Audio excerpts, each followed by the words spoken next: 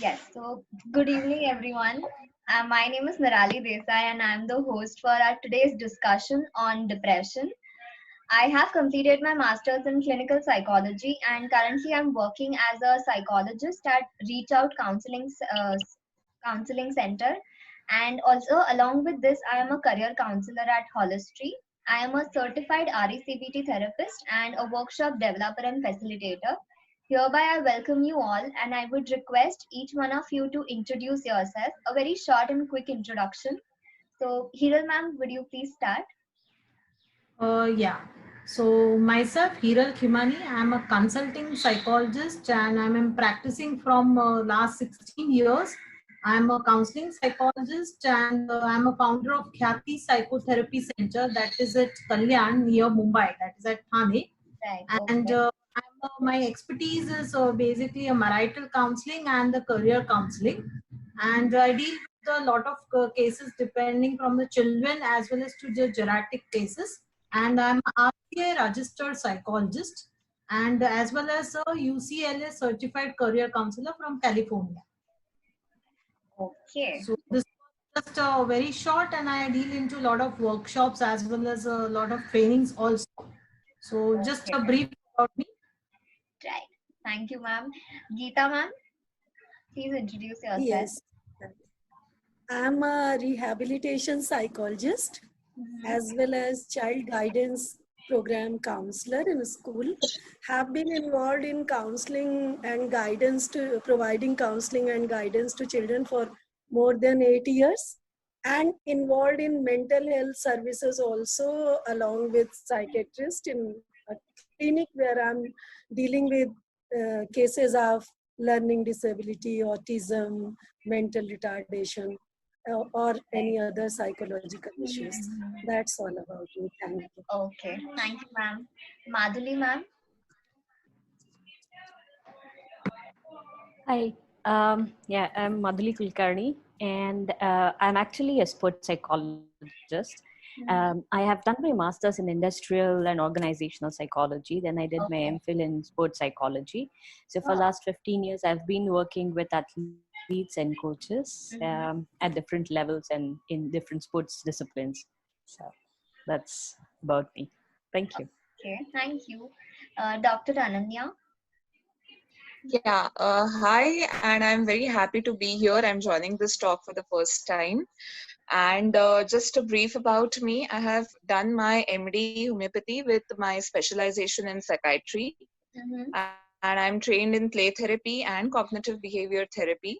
I am working as associate professor in DY Patil Medical College, and at the same time, I am also attached with Emoticons India in Pune as a play therapist, as a psychotherapist, as Mm-hmm. well as a trainer and PGCCP faculty. So I've been here in Pune practicing since last 7 years. Okay. Welcome, ma'am, for the first time. Thank you. Bharti, ma'am, would you introduce yourself? Hi, good evening everyone. This is Bharti Sharma, RCI registered counseling and rehabilitation psychologist. I have worked in clinical setting with all age group cases regarding anxiety, depression, dementia, schizophrenia, and Okay. learning disability, autism. And nowadays I'm working with the COVID helpline of DCPCR. Thank you. Okay. Thank you, ma'am. Uh, Chaya, can you introduce yourself?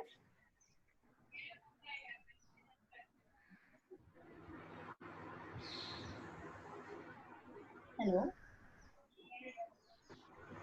Am I audible? Yes, you are. Uh, Chaya, are you there?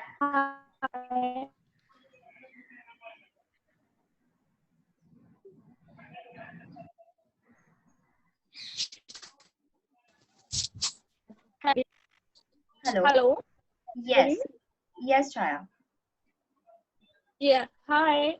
Hi. Myself Shaya Joshi, rehabilitation psychologist, Mm-hmm. registered in RCI. I have work experience in psychiatric and rehabilitation center. I have worked also with the addiction center. Okay. Thank you. Thank you, ma'am. Deepika, ma'am, please introduce yourself. Yeah.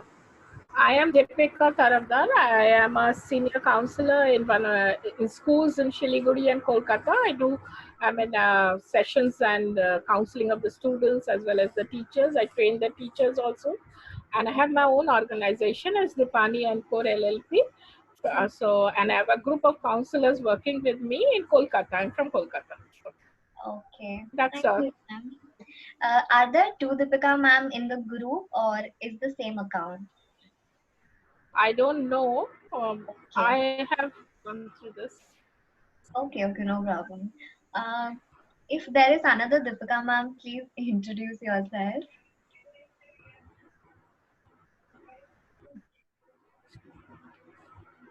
I don't know if it has opened twice because I think I did it once only. I don't know. No problem. No idea. No problem. Ramneet, can you introduce yourself? Hi Nirali. Hi, Ramneet. Hi everyone. So I'm Ramneet Konrula. I'm a counseling psychologist, a cognitive hypnotic coach, and a corporate trainer. I am running the organization of the Grace of Mind by Ramneet, wherein I'm consisting many webinars which are run through this time. I'm into corporate training and counseling practices as well. So I've been the host for every session. She adds me as the host because I was there in the very first one. Right, I remember that. And you did an amazing job. Thank you. Thank you so much. All the best to everyone here. Okay, let us start with our discussion. Welcome, ma'am. Hello. Hello. Yes. So let us start with our discussion. Okay, so my first question would be, how does depression look like?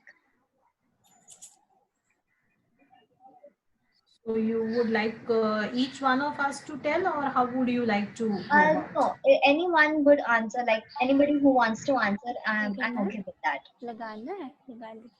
Okay, I will go ahead with it. Sure.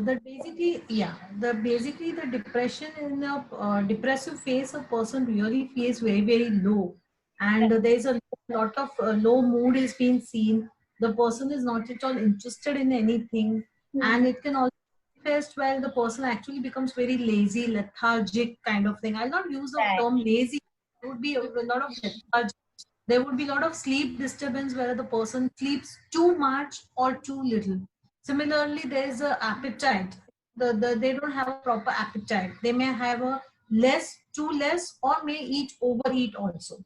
Overeat in a sense, they might have a lot of hunger, for emotional hunger they might even have. Okay. Might even have suicidal tendencies also. Child can be manifested in a sense that the child becomes very, very agitated or angry. So this kind of a thing, it lasts for currently from say 2 weeks. They can say that there is a depression in the person being seen. Okay. I want to share. May I share something? Yes, please, ma'am. Depression, we can say depression is a state of mind, or such a mental state where it seems like soul is departed from the body. Okay. शरीर से आत्मा चली गई है. We can't feel the things. We are sitting, we are observing everything, but we are in a state that we can't feel that.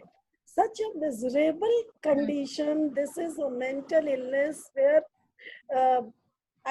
chemical imbalance in the brain plays such a havoc that other things are okay. There are so many symptoms, and these symptoms persist for more than 2-3 weeks, and at least once in a day or many times mood things happen. But depression is this in one word, what I wanted to share. Thank you. I just want to add something that when someone is depressed, and suppose that because I've had a case study like that where I had counseled a student, a Okay. teenage student, and the child had suicidal tendencies.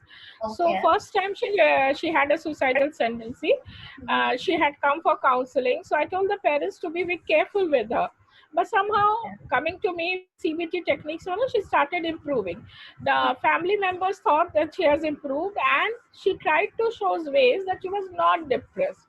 But I told them to be very careful. At that time, we have to be Right. extremely careful, because after that, one day the child did it was his father's birthday. She celebrated. When a depressed person overdoes anything, then also we should see that there is a chemical imbalance, and actually the child or the person is very depressed.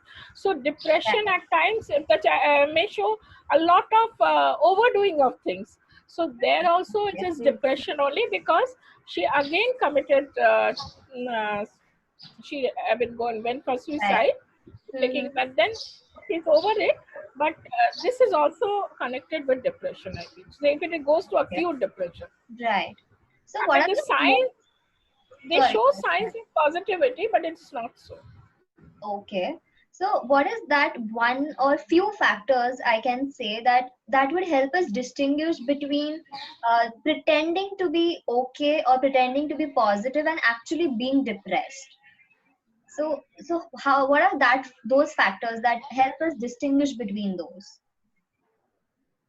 Are you asking me? Yeah, you can answer it, ma'am.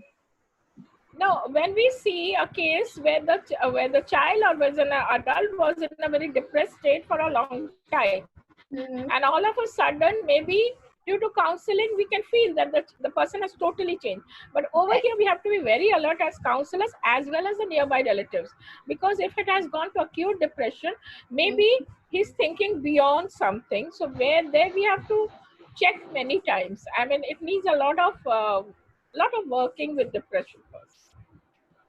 As a counselor, we need. Yeah. Just to add to this. Yeah. Can I go ahead? Yes. Yeah, Yes. please go ahead. Please. Yeah. So, as you rightly said, we have to be very careful and distinguish, because if we think clinically also, depression varies to a huge extent the way it presents in children, and the way it presents with adults, and the way it presents with geriatric population. Right. So in children, many times the case comes to us and it feels like, okay, it is oppositional defiant disorder probably, or a lot of behavioral issues, but actually what child is facing is going through a phase of depression.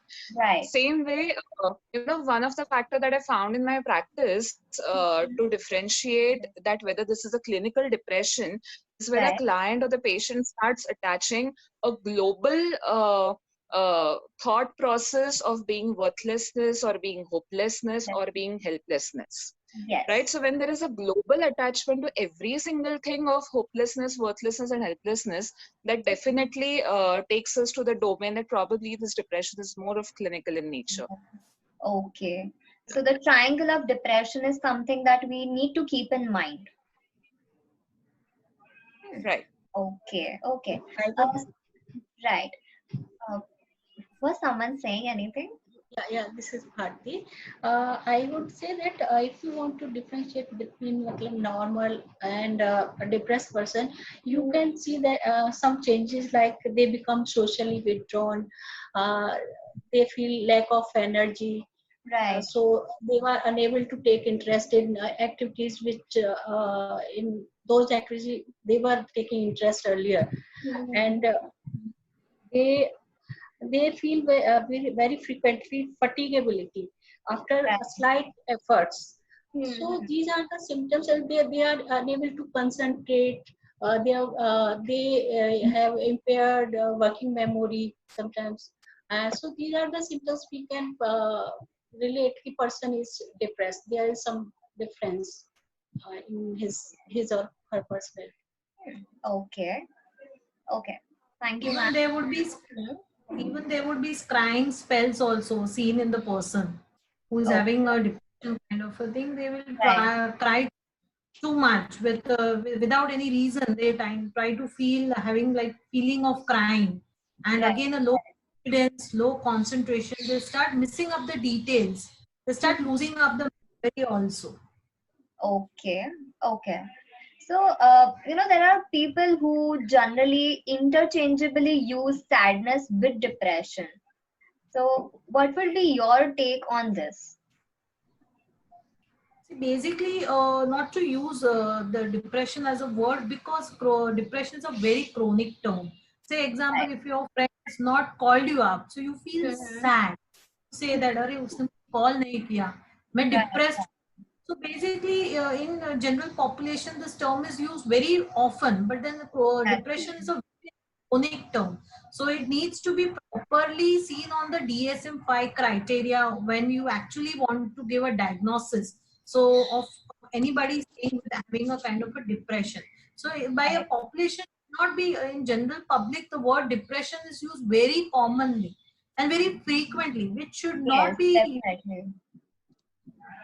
So DSM-5 criteria needs to be checked, and it should be like a person needs to go through that criteria to consider the person being a depressed. Just because he's in sad mood a day, it doesn't mean that he's having a depression kind of a thing. And in the day-to-day life, very often we see, people using these terms and terminology. वो तो depression में है, जो Yes. fail हो गई वो Yes, depression में yes. है. So just because the person is sad for 2 or 3 days doesn't mean that he is really depressed kind of. Yeah. Right. So sadness is a temporary change in your mood. Yes, it's a But temporary depression change. is It is chronic. more of it's just an emotion. I mean, it's a Yes, basic right. emotion. Can be regulated. Through emotion regulation, we come out of sadness. Sadness is But it can be persistent monitored.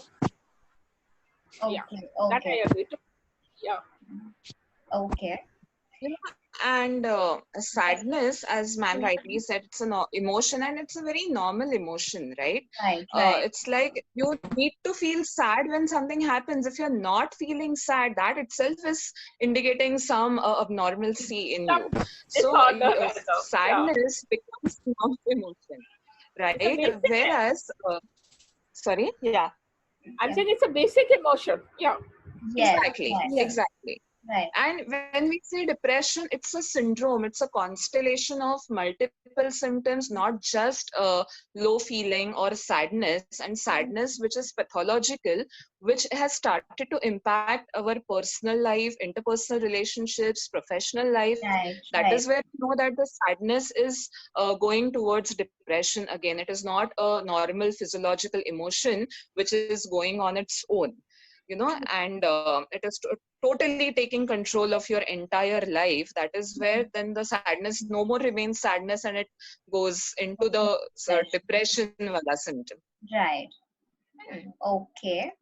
So, what really stops people from coming out to others about their depression? Like, what are the possible reasons for that? Some people might even think that going through a psychologist or seeking help is a sign of weakness. So Right. it shows very, very weak kind of a thing. And Right. that actually really avoids people. Sometimes people may even feel that medications would be needed, and the person just wants to refrain themselves from taking medicines. So they might even feel that, okay, people may feel that I'm a mad kind of a person, and only mad person needs, or an abnormal person needs to go to a psychologist or through depression medicines. So that Right. really refrains the person from approaching or seeking the help. And most of the client come up very late. Right, May right. I add something here? First of all, I have seen that people are unaware about the symptoms. This is depression and they are Right. feeling low.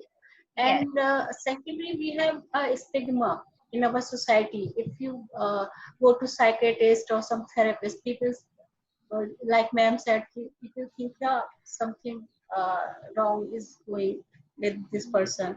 And there are a lack of resources also regarding treatment, appropriate treatment. Sometimes we visit to physician, they are unable to understand what is happening. So these are points which that's Okay. I want to. Okay. So I would can like to add one point. yes, Ramneet, please go ahead. What I have realized is that people are unaware of the skills that counselors or we as psychologists are carrying, and Right. hence they also wonder that I will be judged, specifically when they are meeting a person who's a psychologist in their known area or circle of people. Right. So Right. this factor of judgment, I will not be treated right, and my things will be spread ahead. Also, that psychologists are going to give medicines, like ma'am said rightly. So Right. that's also there. I would also like to remind you, Nirali, we have 6 minutes around Yes. left, right? Yes. Yes. Need So to keep it please, crisp. when the meeting gets over, please rejoin the same link. Okay. Yeah. So can we say that lack of awareness and the fear of judgment are two main or major common symptoms, common reasons for people not coming out to others about their depression? Yeah. Yes. You know, yeah, so I have worked even in settings which was not very urban, Right. and one of the very common issue that I noticed in community was not just awareness, but even a simple lack of availability of professionals. You know, Okay. as we know, Okay. Right. depression is not just limited to urban population. It is Yes. very much seen in the farmer of India as well, right? And there, you know, in cities like us, like Mumbai, Pune, big cities, we have a lot of facilities. Right. Our rather understanding that this is something wrong, or at least the family members understand, but they don't know whom to go to. And even if they might get to know, there is nothing available in their periphery. You know, so Correct. that itself becomes a huge obstacle for many people in rural India taking treatment or even approaching to understand what they're going through. Right. Right. I get it. So it's mainly about the availability factor as well that plays a role in, talking about how you are feeling. Yeah. Okay. So, okay. Can we say that depression is one of the major reasons or the only reason for suicide? Geeta ma'am, would you like to answer? Yeah. So depression is not only the reason for suicide. Suicide, in depression, suicidal feelings comes, but Right. energy level is so low that time when a person is depressed, that time he or she can't try for suicide. There are many other reasons, like some kind of abuse, conflicts, or psychosocial situations, family conflicts, or when hope goes from life, when a person becomes hopeless. So that a down state of self, a low state of being, so low that a person thinks that his or her existence is not going to be worthy in any way. That leads a person to suicide. In fact, only depression or depressed state is not the only factor to lead a person towards suicide. The relationship issues, family issues, so many things, friends, peer group, image, self-image. So many factors are there. I mean, a feeling of worthlessness, you can say. When a feeling of worthlessness comes, then the suicide tendencies are more. Right. Right. Okay. But we can't say that depression would be the only factor or the major factor for suicide. Right. Statistically, if you see, at least 40 to 50%, or rather 40 to 70% of the suicides come out of some or the other depressive disorders. But you know, apart from that, there are still another 30% where depression may not be really there, and yet there is a suicide. Like, I would really like to share here one interesting aspect of this, which we call as copycat suicide. Okay. So copycat suicide is, it's basically, which we literally saw this time after Sushant Singh Rajput's news of probably he committing suicide came. The very next day, another teenager wrote a note that if he can, I can, and he committed a suicide. Okay. Okay. Now, we don't know whether the teenager was into depression or not, but then this somewhere goes to that copycat suicide, which is identified as a particular scenario, which is defined as an emulation of another suicide that the person attempting suicide knows about, either from local news or from media coverage. So when all these news of suicide and media coverage goes on, and if vulnerable population are listening to it, they might not be really in an extreme depressive state, and yet the thoughts might get triggered, impulse might come, and they might act on it. Okay. So yeah, That's so such something things for me. also. And it really makes sense that those who are very vulnerable, in a vulnerable state already, if they listen to somebody else's suicide case, then it might affect them in some or the other way. Right. Yeah. Okay. So how does depression affect people around the person who is depressed or their loved ones? How does depression affect them? Madhuri ma'am? No, actually, I have a question. If you permit me to answer, Yeah, I mean to ask about the copycat suicide. What you said. Yes. Is there any signs or symptoms we can get? Because I mean I'm here. I haven't worked with any clinical depression so far, but yeah, I'm here because I have seen athletes go like down when they are out of the team, or when they practice so hard for 4 years and they are not able to achieve that, and then it's all down. So I just want to understand, is there any how do you know if Yeah. Yes, please. Okay. Yeah. So how do we know that it's going beyond it needs therapy for that? So any sign symptoms that you can? Yeah. Basically, as I said, it is related with vulnerable population, right? So if you already know your clients who are in some state of vulnerability, and if such incidences occurred around them, somebody in the media has run a news about some celebrity committing a suicide, or somebody whom they know might have committed a suicide, you might really enter and discuss about them, that what they're feeling about it, what are their thoughts about it. And many times you might see that the person says that initially he never thought about this option, but now this seems to be a tangible option. He might not really show an intent, but even if the thoughts are coming related to that, that might give you an indicator that, okay, you need to intervene over here. And that's why if something of that sort happens, you might really bring up the discussion if you see that the person wants to talk about it or is pretty much disturbed about it.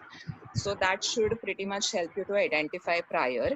But many of the times it might still happen that even after you do that, because it is so impulsive, it might not get 100% prevented, but definitely we can identify and try to intervene. Thank you so much. Yeah, because this was very important for me, because athletes and when you see celebrities doing that, and thank you. Thank you, Dr. Ananya, for bringing this up. It was, for me personally, it was something new, and it is really interesting to know about it. So thank you. So coming back to the question, like, how does depression affect the people around them or their loved ones? So, yes, Madhuri ma'am, can you please answer the question?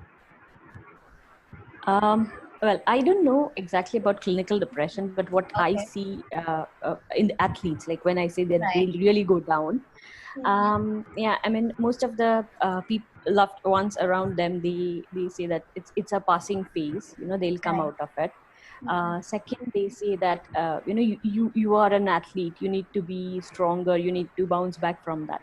So I would say that. There's no acceptance to that maybe we need to understand what exactly he is going through, but it's like, okay, you have lost one, or you haven't been selected, so you can do it again. So yeah, these are the two things that I think of now. Okay. Anybody else would like to answer the question? Like, how does depression affect the people around them? See, basically Yes, in depression, right. because your mood is down, it really Right. affects a loud. Yeah, so all the interpersonal relationships as well as the social life of the individual as well as the family members tremendously goes a lot of change, because Right. there is a sudden change in the person's behavior and pattern and the rhythm, biological rhythm, and that's the reason there's a lot of interpersonal issues that takes place within the loved ones. They may be, if a person is having a kind of a marital relationship, if the spouse will be suffering because of Right. depression, or even the other family members, extended family members will also feel why such things have been come up, and it would really affect the entire interpersonal relationship as well as the family kind of the atmosphere in the house too. Okay. Okay. I would like to say that depression, what happens, the relationship, the positivity of the relationship of all the near and dear ones are disturbed. Like if the person Right. staying in a family, the parents will get disturbed, the his immediate family will get disturbed, and Right. also starts working in the occupational part, also your colleagues, they may also get disturbed Right. Okay. because there may be a difficulty in relationship, difficulty in understanding, Hmm. and sometimes the outcomes can be very negative also. Right. Okay. Yes. So can we Yeah, say the family I members want to like? add something here. Yes, ma'am, please.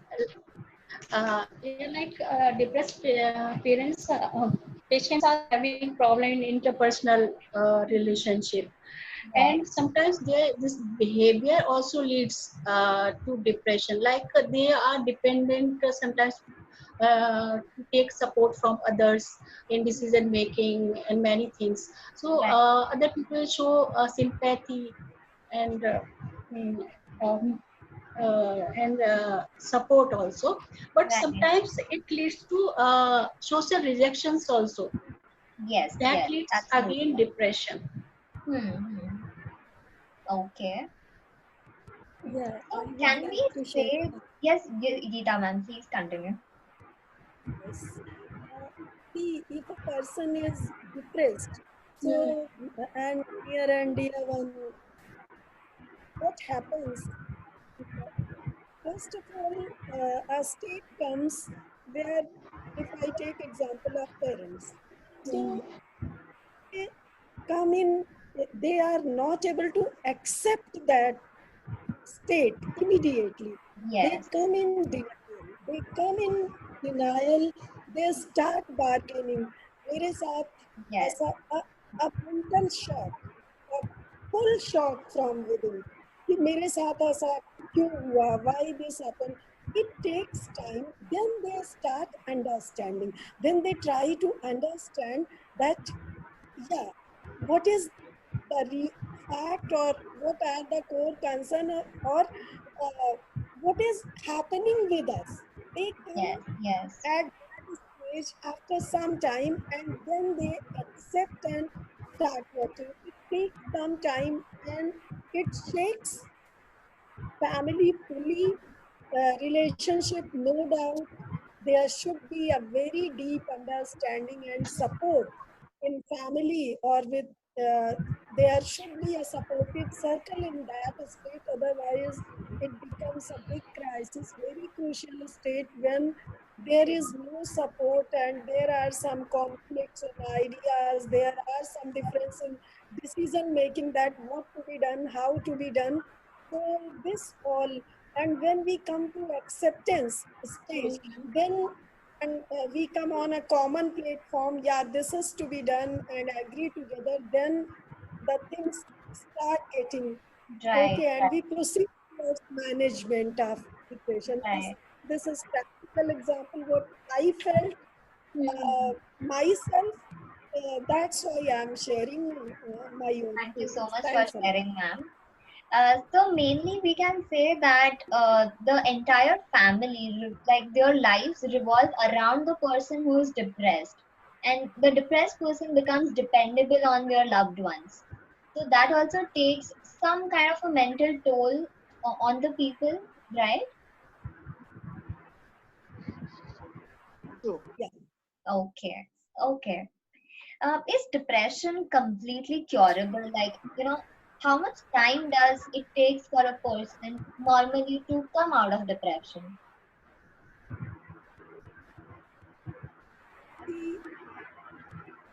Ananya ma'am, would you like to answer? Yeah. So, in psychiatry, we always have something called a psychiatric formulation, wherein we try to understand a person, be it depression or anxiety, anything, Right. in that psychiatric formulation, which is made up of biopsychosocial factors Yes. and the etiological factors, right? Which Right. are your precipitating, predisposing, perpetuating, and protective factors, right? Yes. So, what I have seen in my experience, as well as literature many times says that these factors, the availability of psychology, how much is the inheritance part of it, how much is the Right. biology acting on it, all Right. these factors will determine that how much what amount of cure we can achieve in depression and how persistent and sustained the cure would be. Right. Okay. Now, for example, I had cases which I treated in 2014 and which took around 6 months to come totally out of persistent depressive disorder, whereas some cases of major depressive disorder that I had took almost 2 years. So depending on the availability of their psychological support, social support, their own personality factors. For example, the cases where I had personality issues like dependent personality disorder hai, ya anxious personality, borderline personality traits hai. So in those cases, depression was coming because of the personality factors. Right. So unless and until that got it, depression was not completely getting settled. So then dealing with personality becomes a huge job. It took me even 3 years for some cases. Right. Right. Okay. So, cure by what time it will take is variable. At the same time, how sustained it might remain is also highly variable, what I have experienced. But permanent cure is possible, but may not be in 100% cases. Again, depending on this entire framework of biopsychosocial factors. So depending on the personality, availability of support, and also comorbidities that exist along with depression are all the factors that we need to consider to in order to understand like in what time span it could get cured. Yeah. Okay. Geeta ma'am, you had anything to say? No? Okay, okay. Anybody else would like to add anything? I would just like to add it also depends upon the person who is actually undergoing the depression. Say, for example, client who is undergoing the depression, how well he is able to adhere to it, how well he is able to stick to the kind of treatment process that the person has advised or the psychotherapy the person is taking. So even his own will, that also affects the recovery process. So if it is, if the person really wants to come out of it, then he would really come out within 6 months. And if he sticks to the treatment process properly, it should take approximately 6 months. Okay. But again, it depends upon the comorbidity also. Whereas some treatments definitely takes longer than 2 years also. And some, even if it is like a manic episodes along with the depression happening with the depressive episodes, it might sometimes take even the more chronic cases, it might take even the lifelong treatment for the depression too. Right. Okay. So willingness and I have effort. seen clients, I have really seen clients who are into such kind of having a depressing episodes again and again, thrice and 4 times.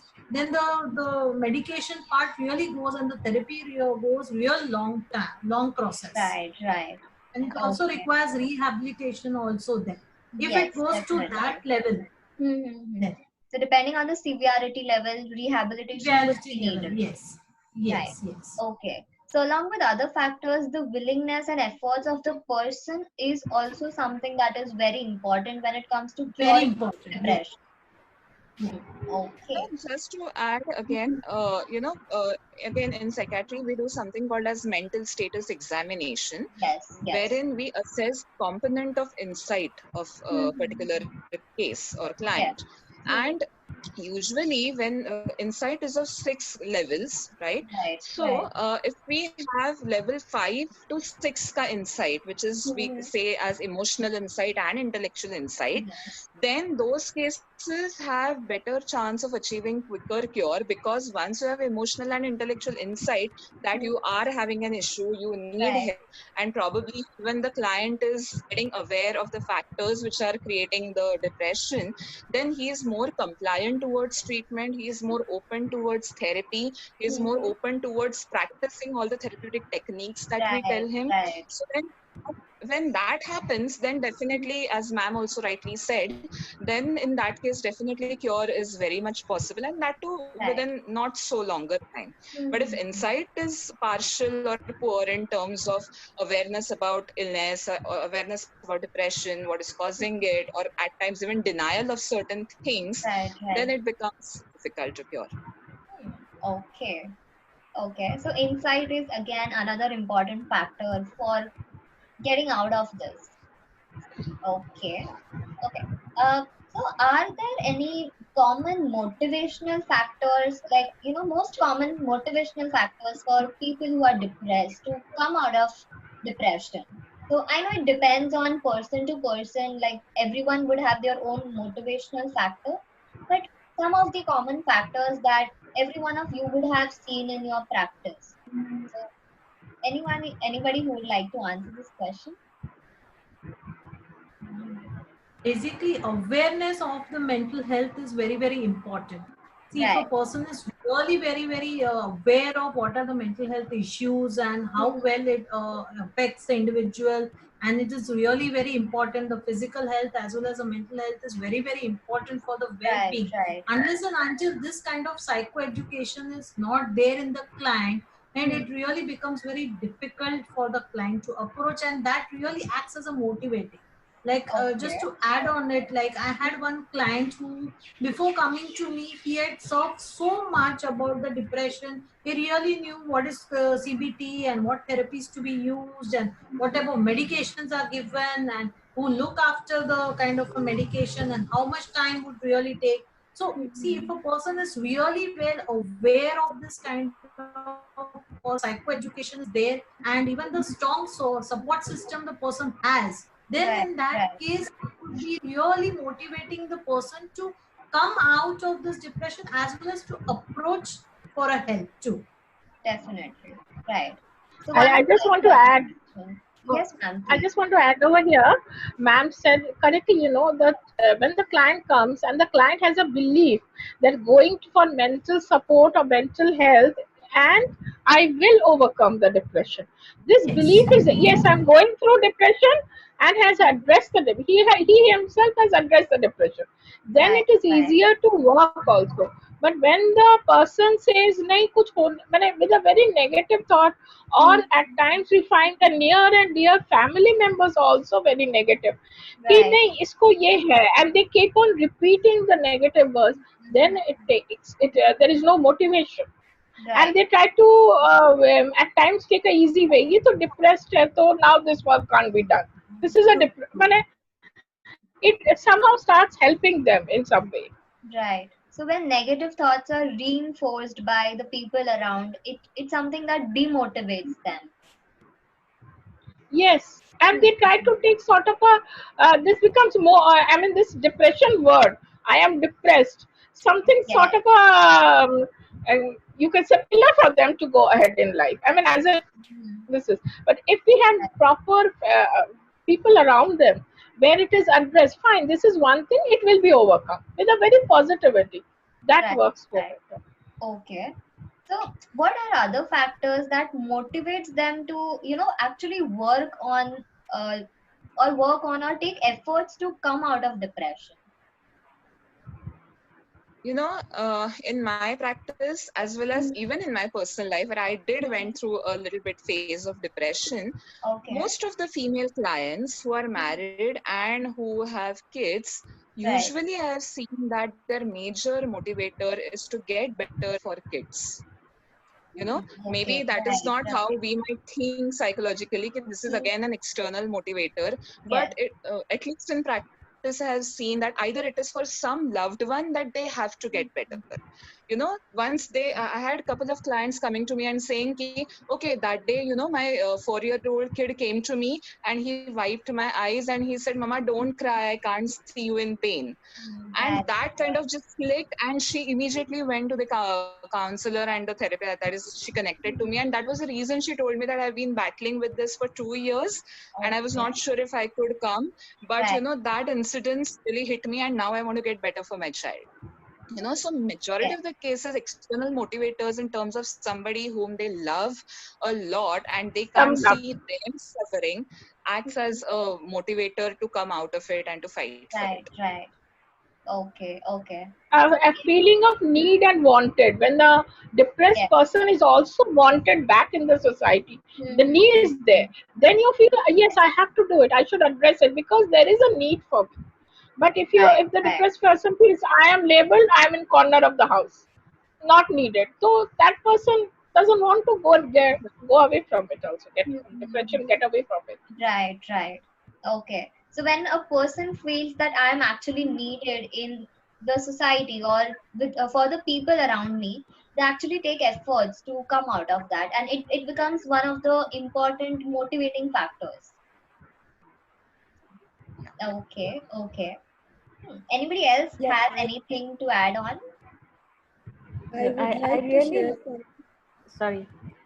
No, I just wanted to say I really like this point when she said, I mean, I never thought of like that. You know, when somebody, your loved ones, they make you feel that, you know, you are wanted or you're needed, you still have. I mean, that affects a lot.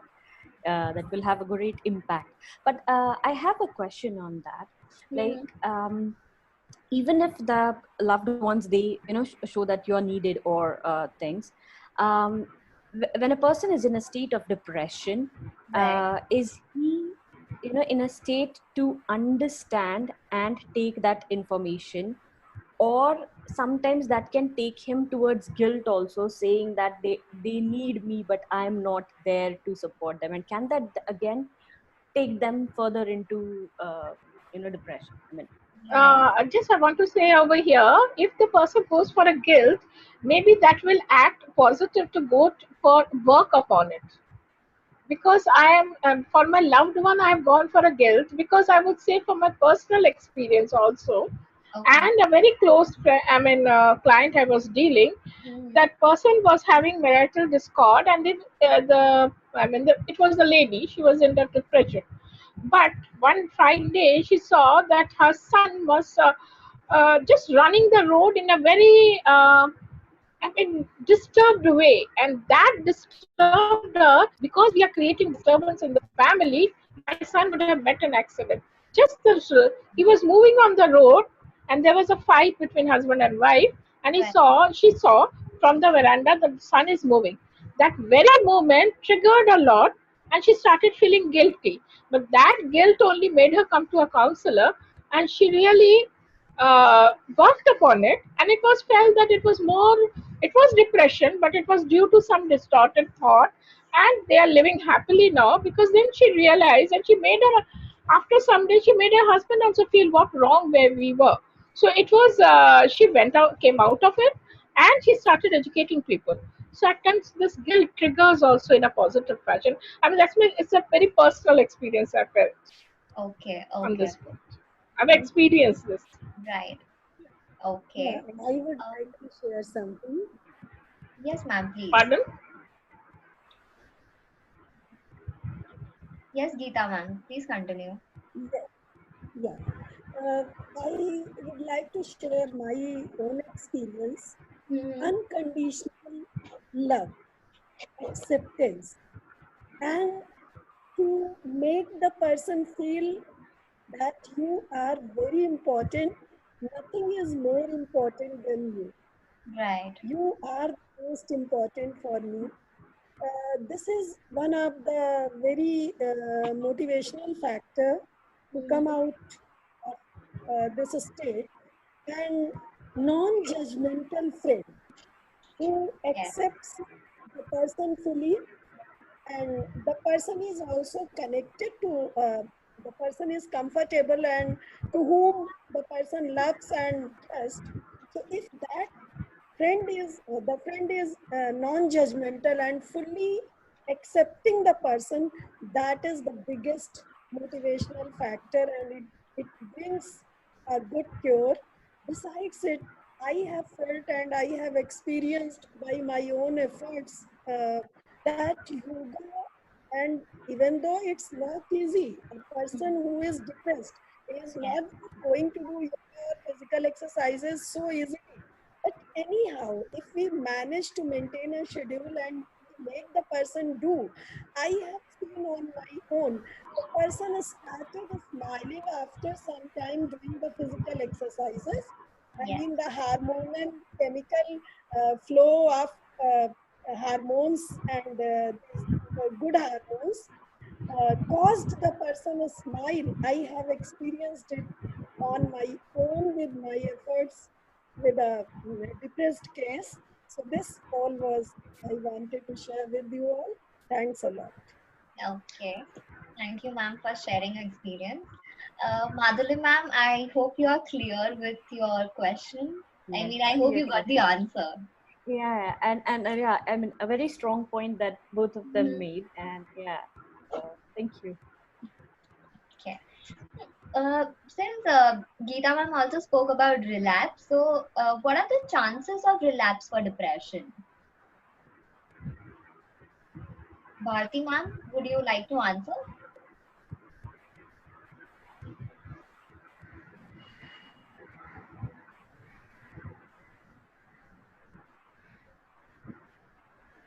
Hello?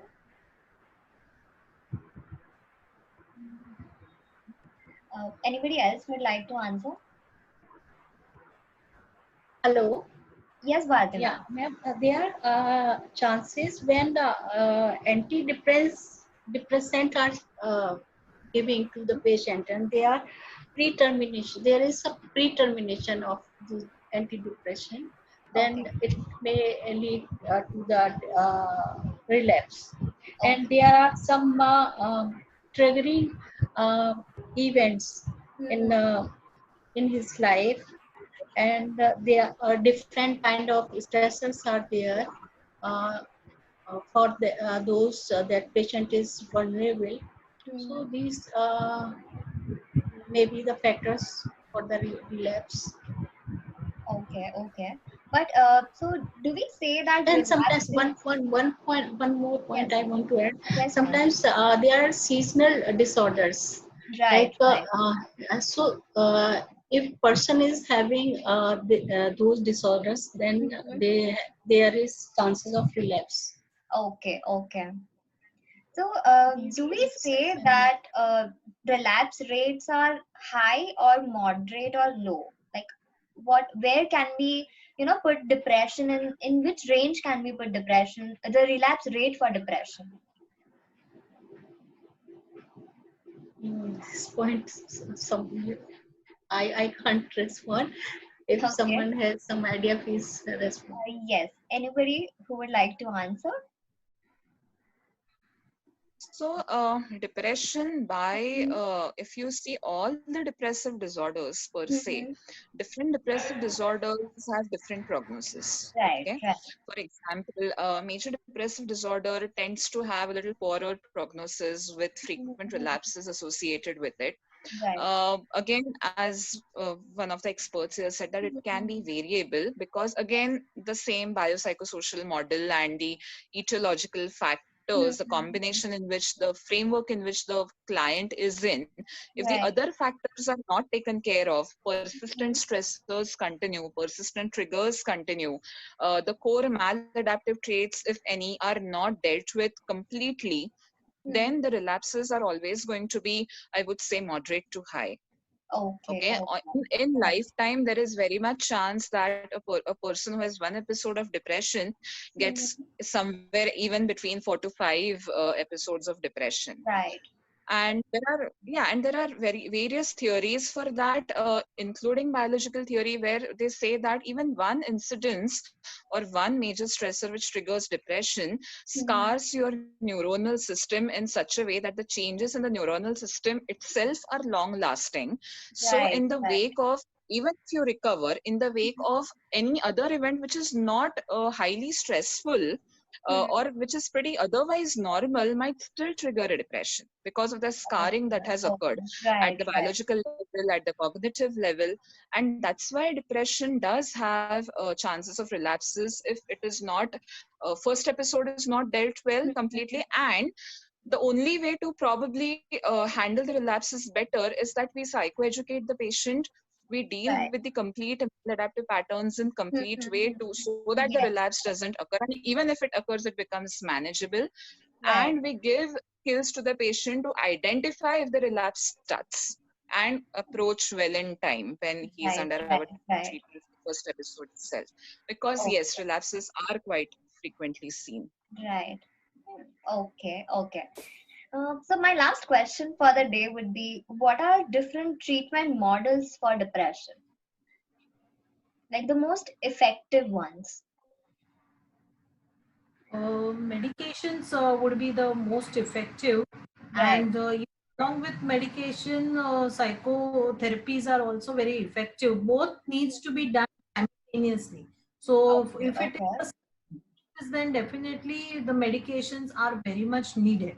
But if it is a mild depression, the CBT and psychotherapies where the interpersonal relationships or the family kind of a family therapy to be done, that psychosomatic treatment also really works well.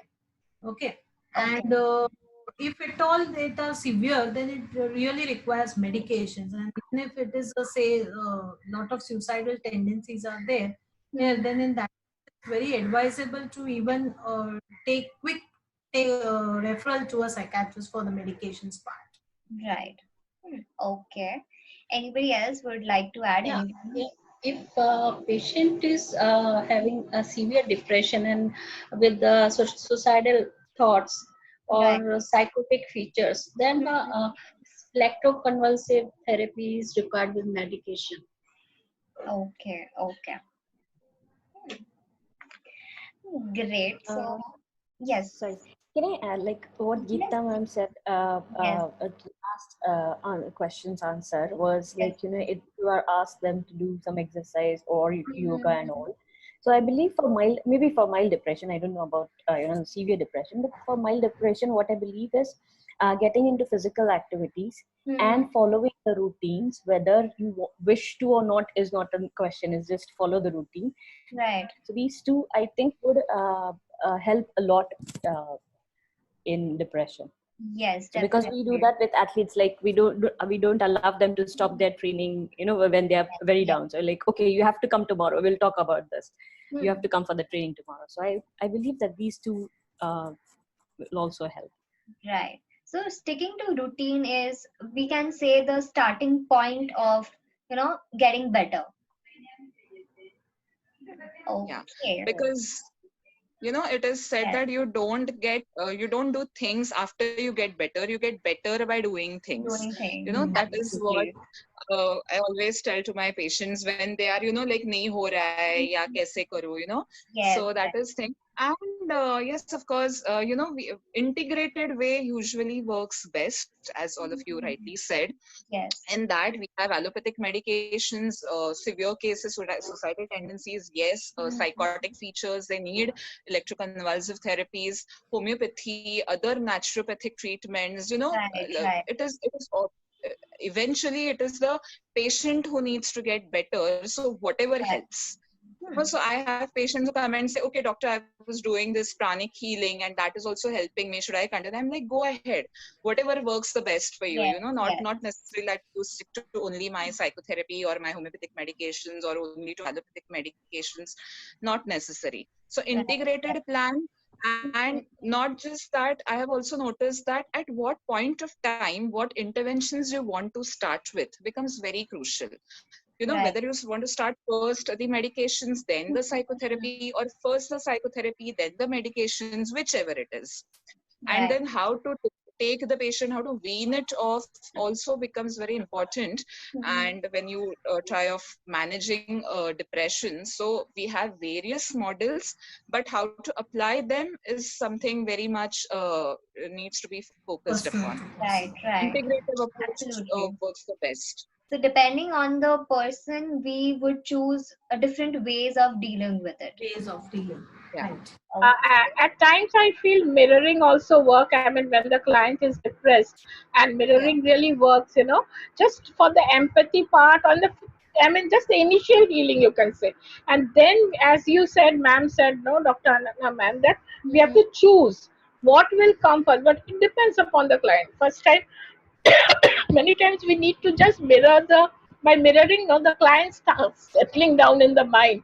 Oh, Right, that right. means this is just a phase of life, we will get over it. When that phase is gone inside the mind, then I think dealing with therapies or medicine is easier. I feel that way. I mean, that stage has to come when the client comes and realize, nay, I can do it. I mean, it is just a passing phase. I mean, Right, right. identifies the issue, accepts the issue, whichever way we say it. Exactly. So coming to the realization point is very much important. Okay. Few things I want to add here. Like if we see that the patient's sleep is badly disturbed, his appetite is also badly disturbed, his functionality is badly disturbed, then you go for first go for the medication and then Right. therapies. In therapies also, like depressed patient feels very lethargic, they become inactive. जो भी I want to say कि, whatever activity they were interesting earlier, they are not able to do that. Yes. So first we should activate their behavior. That leads chemical changes in their brain, and if they are able to do small tasks in a day, Yes, yes. then they should be rewarded by themselves or support system that give them motivation. So this will help them to overcome Okay. their Okay. depression. So can we say the best model would be first working on the motivational part of the, like, for the person, and then deciding of depending on the person about which plan or which therapy would work the best. Yes, Yeah. correct. It has to be Okay. customized. Right. It has to Yes. be tailor made for them. Okay, okay. So it was indeed an amazing discussion today, and I'm so glad to be a part of this. And I have actually got to know a lot of new things which I wasn't really aware of. And thank you everyone for giving your inputs. I'm looking forward for more discussions like this. So thank you everyone for your presence and giving your insights. Thanks a lot. Even Most I welcome. got It to was a learn a lot of lovely things. session. Thanks a lot. Yeah. Thank you. Thanks a lot. Bye, everyone. Thank you. Bye, Bye. Thank you. Bye. Thanks Bye. a lot, Nirali, for being a very good host too. Thank you, ma'am. Yeah. Yeah. Very true. Excellent host. Thank you. Yeah. Bye, dear. Good night. Bye, Good night, ma'am. everybody. Good night. Good night. Good night, everyone. Good night. Yeah. Bye. Bye. Bye.